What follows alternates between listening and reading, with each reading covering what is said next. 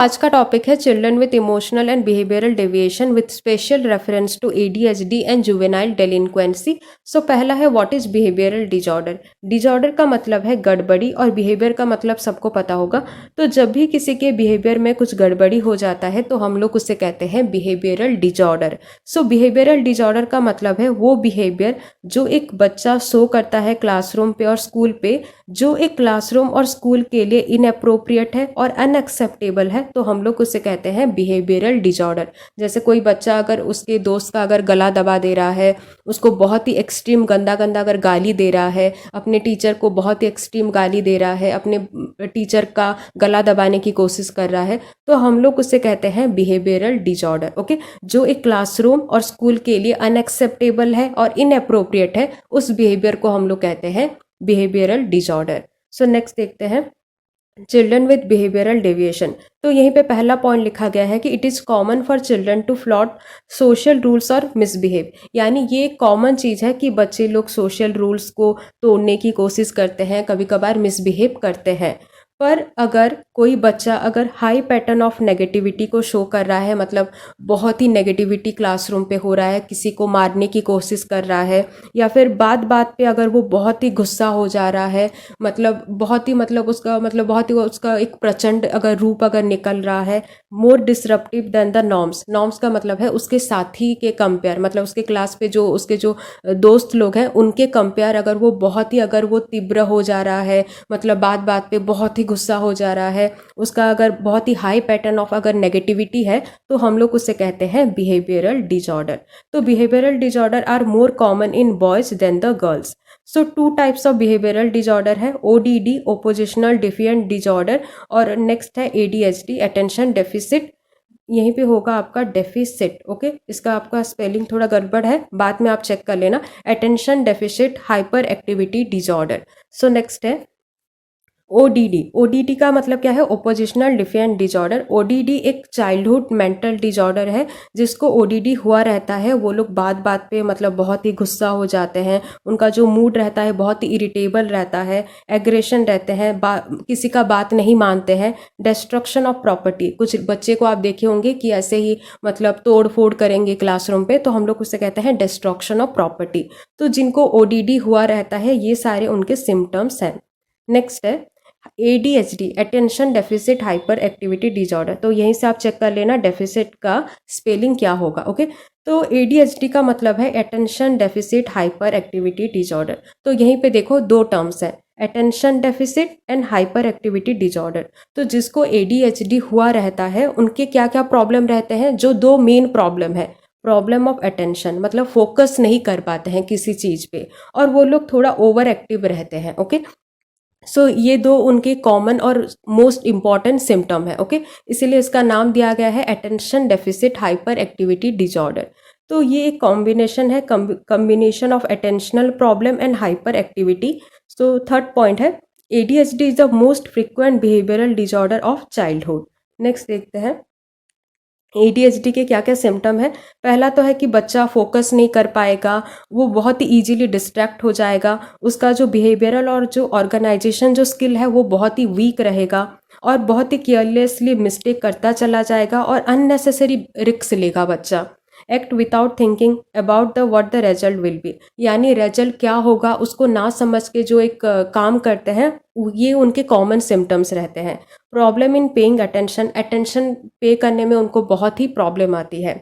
Next है children with emotional deviation. तो इसका पहला पॉइंट है emotional problem is a type of psychiatric disturbances. तो इमोशनल डेविएशन का मतलब क्या है? मतलब आपके ब्रेन पे कोई स्ट्रक्चरल डैमेज नहीं रहता है। जैसे किसी का एक्सीडेंट हो गया है तो आपको पता चलता है कि अगर उसके दिमाग पे अगर लग गया होगा, अगर उसके ब्रेन पे अगर लग गया होगा, तो आपको पता चलता है कि बाहर से कुछ इंज्योर हुआ रहता है। पर जो इमोशनल डेविएशन के कैटेगरी पे आते हैं उनके ऐसे कुछ स्ट्रक्चरल डैमेज कुछ भी नहीं हुआ रहता है, पर उनके अंदर रहता है। जब हम लोग जैसे दुखी होते हैं तो हमारे ब्रेन पे या फिर बॉडी पे कोई चेंजेस नहीं आता है, हमारी बॉडी के अंदर चेंजेस आते हैं। ओके, सो ये बात ध्यान पे रखना। कि emotional problem is a type of psychiatric disturbances without structural damage to the brain. Okay, मतलब कोई स्ट्रक्चर, मतलब बाहरी से अगर आप देखोगे तो आपको लगेगा कि ये नॉर्मल है, पर अंदर से उसके बहुत सारे प्रॉब्लम रहेंगे। जैसे हम लोगों के लाइफ पे कुछ प्रॉब्लम आ जाता है, या फिर जब हम लोग दुखी रहते हैं तो बाहर से कुछ भी पता नहीं लगता है, पर अंदर वो सारी प्रॉब्लम रहती है। सो इसके क्या क्या कॉजेस हैं? हेरिडिटी भी एक प्रॉब्लम है। ब्रेन डिजॉर्डर, मतलब अंदर से आपके ब्रेन पे कुछ प्रॉब्लम हो सकता है। Diet, stress and family dispute. Okay, so क्या क्या सिम्टम है? एक्सेसिव फियर और वरी, मतलब बहुत ही हर वक्त ऐसे डर डर के रहोगे। सोसाइटी विदड्रॉल, यानी आप लोगों से दूर भागोगे। फीलिंग सैड, हर वक्त दुखी रहोगे। And confuse thinking. नेक्स्ट है इमोशनल डिजॉर्डर। तो अभी हम लोग कुछ इमोशनल डिजॉर्डर को डिस्कस करेंगे। पहला है रिएक्टिव अटैचमेंट डिजॉर्डर। यहीं से आपको याद करना है, अटैचमेंट वर्ड से आपको याद करना है सोशल अटैचमेंट। तो जिस भी बच्चे को रिएक्टिव अटैचमेंट डिजॉर्डर हुआ रहता है, ऐसे बच्चे लोगों के साथ ठीक से घुल मिल नहीं पाते हैं। ऐसे बच्चों को लोगों के साथ घुलने मिलने में बहुत ही प्रॉब्लम आती है। Children with disorder fail to show social attachment that are appropriate for their as.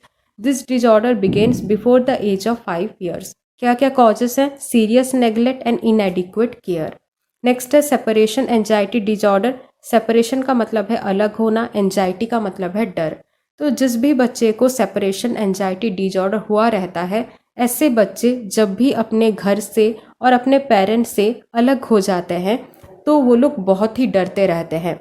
They have excessive trouble in travelling independently. अकेले उनको घूमने फिरने में बहुत ही प्रॉब्लम आती है।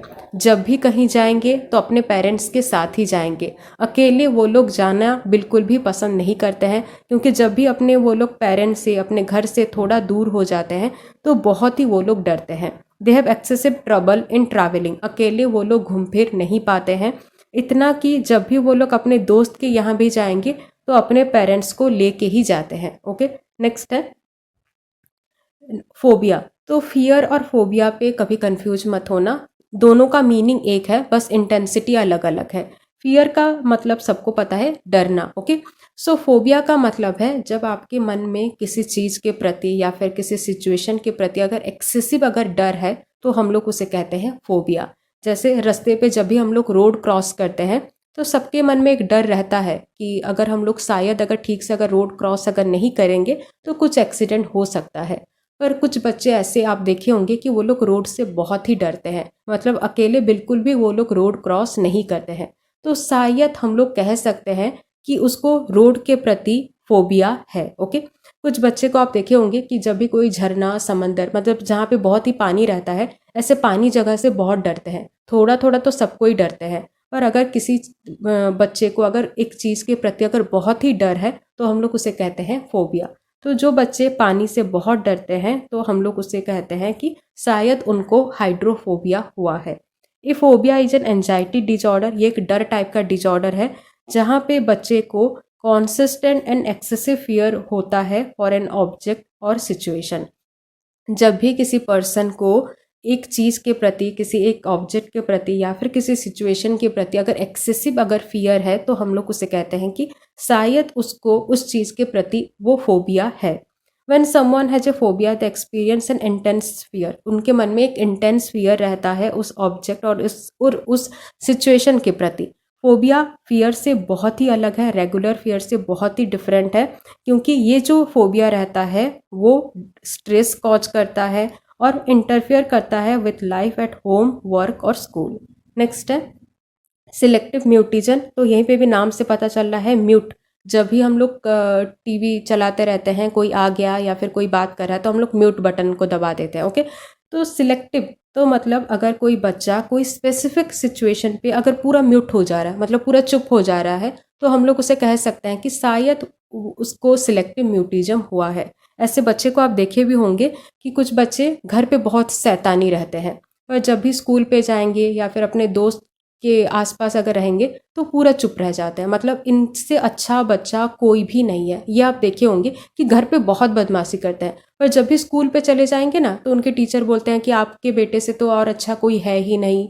मतलब ऐसे बच्चे को सिलेक्टिव म्यूटिज्म हुआ रहता है। Okay, when a child fails to speak in specific situation such as school or playmates, where speaking is expected, यानी जहाँ पे बात करना ज़रूरी है, स्कूल पे बात करना ज़रूरी है, क्योंकि बात नहीं करोगे आप तो आप अपने स्कूल से मतलब अपने टीचर से कैसे डाउट पूछोगे, बहुत चीज़ें रहती है। तो जहाँ पे बातें ज़रूरी है, जहाँ पे स्पीकिंग बहुत ही ज़रूरी है, अपने दोस्त लोगों के साथ बात करना बहुत ज़रूरी है, तो जहाँ पे स्पीकिंग ज़रूरी है अगर वहीं पे ही अगर बच्चा अगर बात नहीं कर रहा है, पूरा अगर म्यूट हो जा रहा है, तो हम लोग उसे कहते हैं selective mutism. So it interfere with child education and communication. ये किस किस चीज़ पे इंटरफेयर करता है? चाइल्ड के एजुकेशन पे, क्योंकि बच्चा स्कूल पे अगर बात नहीं करेगा तो अपने डाउट को भी अपने टीचर से पूछ नहीं सकता है, तो उसके कम्युनिकेशन पे, उसके एजुकेशन पे बहुत ही प्रॉब्लम आएंगी। नेक्स्ट है पोस्ट ट्रॉमेटिक स्ट्रेस डिसऑर्डर। तो यहीं पे भी नाम से पता चल रहा है पोस्ट। ओके, पोस्ट कब हम लोग लिखते हैं? जब किसी चीज़ के बाद को हम लोगों को रेफर करना रहता है। सपोज किसी के साथ कोई हादसा हुआ है और वो हादसा कंप्लीट हो चुका है, 1-2 साल बीत भी चुका है, पर अगर उस चीज़ से अगर वो उभर नहीं पा रहा है, तो हम लोग उसे कहते हैं पोस्ट ट्रॉमेटिक स्ट्रेस डिसऑर्डर। जैसे किसी के साथ अगर कोई एक्सीडेंट हुआ है, 1-2 साल बीत भी चुका है, पर फिर भी वो रोड पे वो नहीं जा रहा है, रोड के पास जब भी जा रहा है तो उसके मन में बहुत ही डर आ रहा है, रात में बहुत बुरे बुरे सपने आ रहे हैं कि उसके साथ एक्सीडेंट हो रहा है, तो हम लोग उसे कहते हैं पोस्ट ट्रॉमेटिक स्ट्रेस डिसऑर्डर।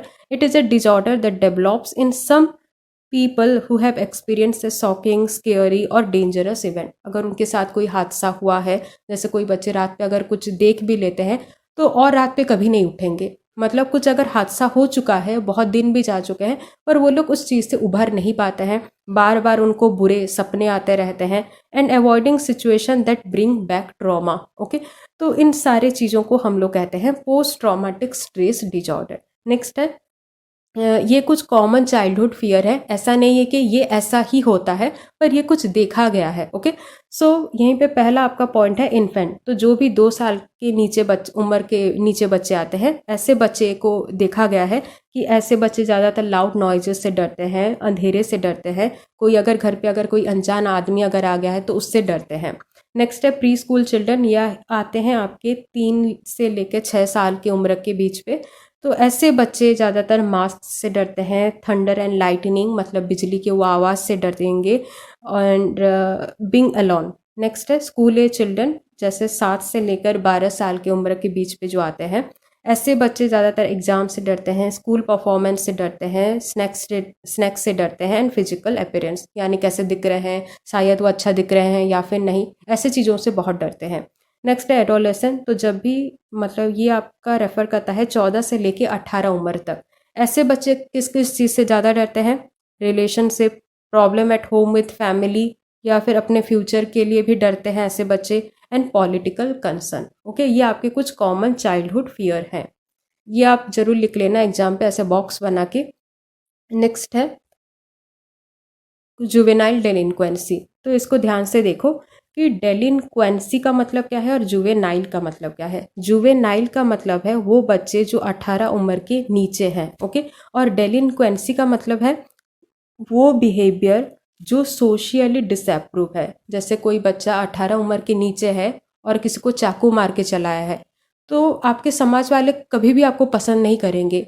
कोई बच्चा अगर 18 उम्र के नीचे है और वो ड्रग्स पे इन्वॉल्व है, तो ऐसे बच्चों को कोई भी पसंद नहीं करता है। मतलब जो बिहेवियर सोशियली जो डिसअप्रूव है, अगर कोई बच्चा अगर ऐसे बिहेवियर को अगर शो कर रहा है जो 18 उम्र के नीचे आता है, तो हम लोग उसे कहते हैं जुवेनाइल डेलिंक्वेंसी। ओके, सो डेलिंक्वेंसी का मतलब है वो बिहेवियर, मतलब वो गंदा जो बिहेवियर जो वो शो कर रहा है, जो सोशियली जो डिसअप्रूव है। और डेलिंक्वेंट का मतलब क्या है? जो बच्चा वो जो कर रहा है। Okay, so the children who violate the social norms and behaviour in anti social manner. Delinquency का मतलब है वो बिहेवियर जो आपके सोशल नॉर्म्स के अगेंस्ट पे जा रहा है और एंटी सोशल मैनर है, जो सोशली जो डिसअप्रूव है, उन सारे बिहेवियर को हम लोग कहते हैं डेलिंक्वेंसी। और डेलिंक्वेंट का मतलब है जो बच्चा वो कर रहा है। ओके, सो नेक्स्ट है कैरेक्टरिस्टिक्स ऑफ डेलिक्वेंट। क्या क्या ऐसे बच्चों के लक्षण रहते हैं, क्या क्या कैरेक्टरिस्टिक्स रहते हैं। पहला है poses anti social behaviour, break the law and create indiscipline in the school, मतलब इनडिसिप्लिन क्रिएट करते चलेंगे स्कूल पे। Behave in such a way that it is harmful for himself and also for other, यानी खुद के लिए भी वो हानिकारक है, दूसरों के लिए भी वो हानिकारक है। नेक्स्ट है हाई एंजाइटी, बहुत एंजाइटी रहते हैं ऐसे बच्चों के। Abnormal behaviour, sometime aggressive and mall adjusted. Okay, so I hope कि वीडियो आपको अच्छा लगा होगा। Thank you.